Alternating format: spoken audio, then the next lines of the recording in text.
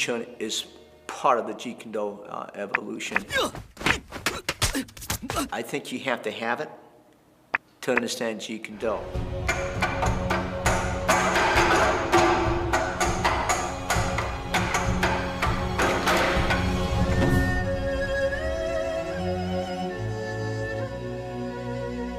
Well, without Yip Man, there would never been Bruce Lee. And without Bruce Lee, there would never been a Jeet Kune Do. So I think it's important to take the knowledge of the past and try to improve it. Those guys paved the way, and without them, we would not have reached the levels that we are now.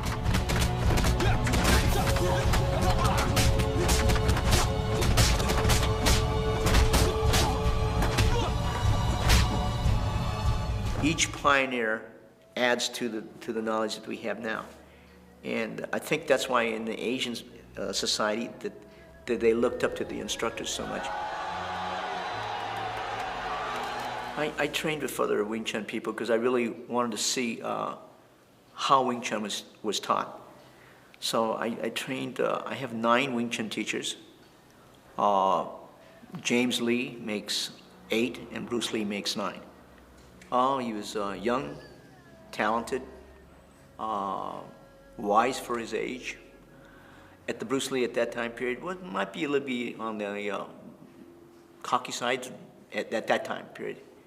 But he was definitely well-schooled and knowledge beyond his years. He had a high respect for Yip Man, but I was told because he wasn't pure Chinese that sometimes he didn't want to teach Bruce Lee in front of students, so he assigned William Chung and Wang Chung Leong to teach him. And then as time went on, when he came to the United States, he started to evolve on his own. But he had a high respect for Yip Man. There was definitely could see a love there. He knew there was a certain range where Wing Chun worked very effectively. And he knew there was a certain range that Wing Chun didn't work.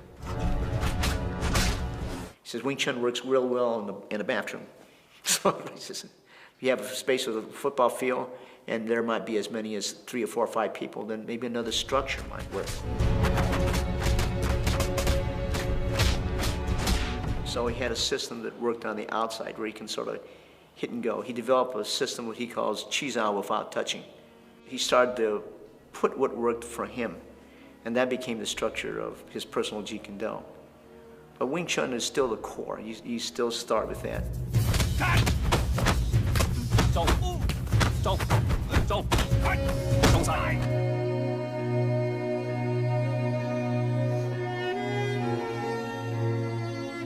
Okay, so the structure in the JKD, we learn to go against right versus right. We learn to go against left versus left, and right versus his left, and left versus right. So pretty much he's still, if he punches and I move, this is block. So it's very much like the Wing Chun structure, 1, 2, and 3. So the basic is, this is 1. See, there's another one on the inside. Another one is 2 hits. Okay, one is split entry and move out. But you can move in any different range, and this is pretty much him. So usually when he punches that hand, we hit. Okay, he hits to the other side. You can do the same structure on that with the rear hand as you can with the front hand. So if you can have one hand in, you can also do it for the rear hand. One hand in, one hand out. If you go in, you come out with the finger jab. On this side, you come out with the finger jab. Most of the techniques where they're used in Chung Choi was mainly used for practice, but in reality, the finger jab was exclusively used. If you punch this way, he punches with the rear hand. The shot is already here, 2 and 3. All right? A lot of traditional stuff is like 1 and 2.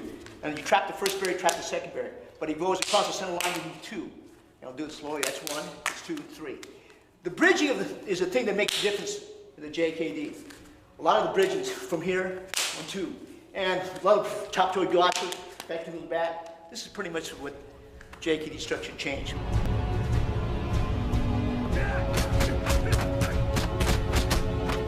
I have a Wing Chun teacher by the name of Sifu Francis Fong that has worked with me, and he comes in here regularly for the last 11 years giving us Wing Chun material. And I think it's knowing when that material is applicable and when it's not. But definitely it should be taught. That should be part of the education. The sensitivity you receive from Chizao, the trapping, I think is very good. The short range punching definitely should be taught, but I can't really agree that it would be the only system that you can use. But it could be a system that might throw a system out that's not used to that type of structure. I liked it, you know, and when you study something, sometimes you go away from it, and then you come back to it with new eyes. But definitely, I think it's a real great system.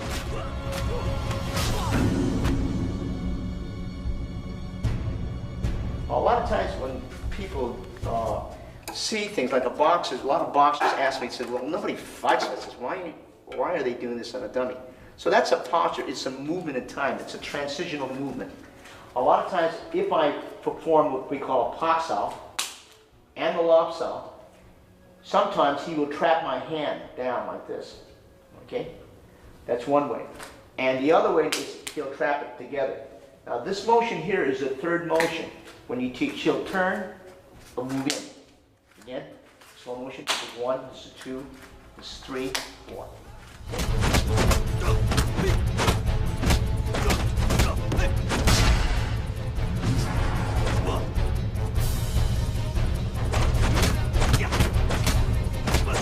A lot of times you will see this.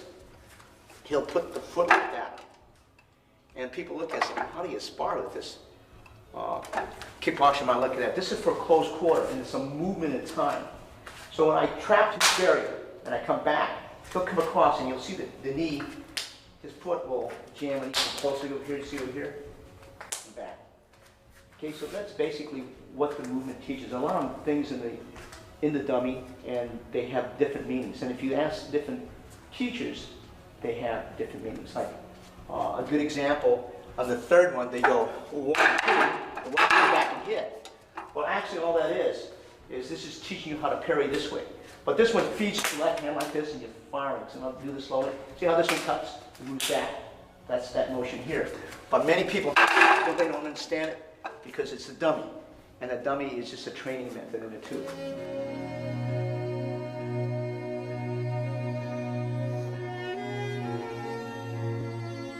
This is set 3 in Wing Chun. Okay.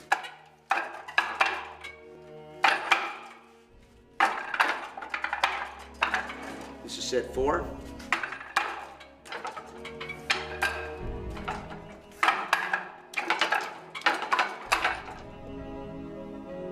And this is set number 5 in Wing Chun.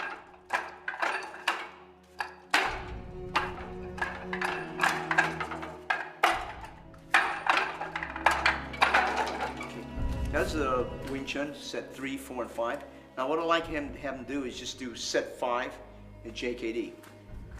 Traditionally, these were not taught in order in the structure. Notice the distance he's coming in, breaking in.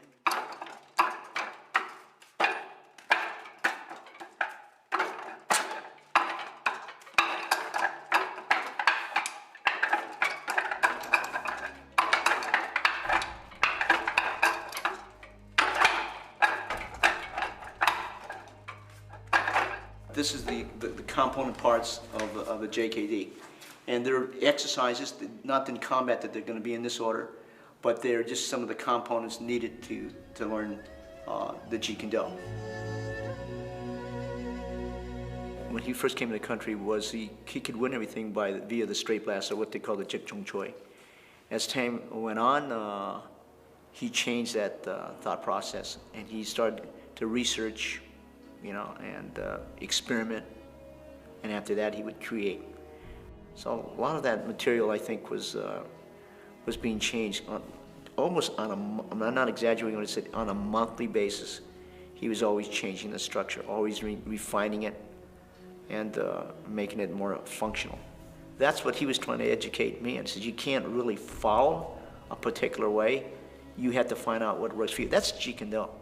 And then final analysis. That's why people ask me, can you teach it? And I said, yeah, I can teach it. Can you standardize it? No, I can't standardize it. Because you can standardize by principle and concept, but it still has to fit the individual. You can't force a person, you know. There's certain type of skills and limitations we have with the body, so you have to fit it. In martial arts, the same way, right? What works well for one individual cannot work well for another. Our geometry of our body, some are bigger, some are smaller.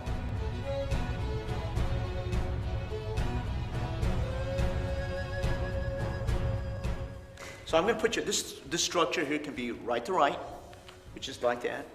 It can be taught left to left. It can be taught right to left, and it can be taught left to right. So what I'm going to have you do is, so the low jab, low, and you back this. Go out to the kicking range. We'll hold it. That's usually the first drill.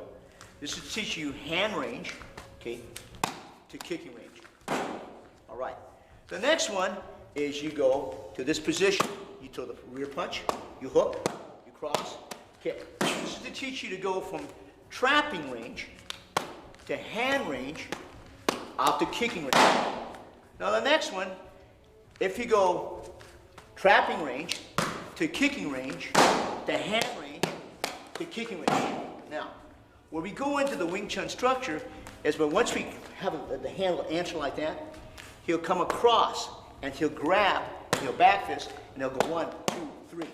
This is now where part of the Wing Chun was used. You go down, I raise you something, you pops out gradually, and 1, 2, 3, and you kick. And if you chop joy, okay, come up, pops out, double pops out, come back, pit, and 1, 2, 3, out to the kicking range. That's pretty much with JKD, in concise. Because this is already hand range. He might defend like this, if he's a karate man. He might defend like this, if he's a karate man. Boxers might defend like this.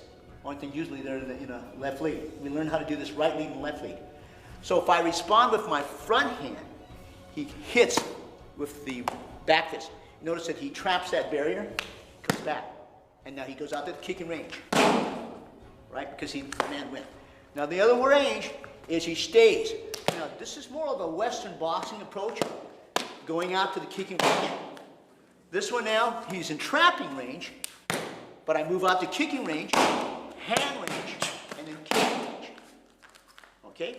Now this one now, because maybe I can't back up, I respond with the rear hand, and then 1, 2, 3, and then back. The other one, he responds here, but my hand goes up. He traps the first barrier, second barrier, and 1, 2, 3, and then back. The other one, if you could see closely, see the trap is right here. He's trapped on the inside. I respond, 1, 2, 3. In a nutshell, that's JKD. That's Bruce Lee. He was always changing the structure, and every time he changed it, it was for the better. Without Yip Man, there would never been Bruce Lee. Without them, we would not have reached the levels that we are now.